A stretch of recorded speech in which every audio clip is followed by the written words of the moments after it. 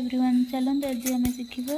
सागु खिचुड़ी से मुझे गोटे कप सागुरे 3 कप पानी देकी घंटे भिजाई छाड़ी बादाम टे भाजी देती बादाम भाजा पर अधा ग्राइंडिंग करदे अधा रखी एवं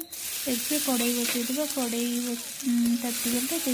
जीरा जीरा फुटीगले सीझा देदेबा सीझा भाजी देके भूषण पत्र कंचा लंका सेटा भाजी हो गले आम छाणी सागु सागु देदेबा देदेबा ग्राइंडिंग कर नहीं बादाम बादाम को टिके भलसे भाजीदबा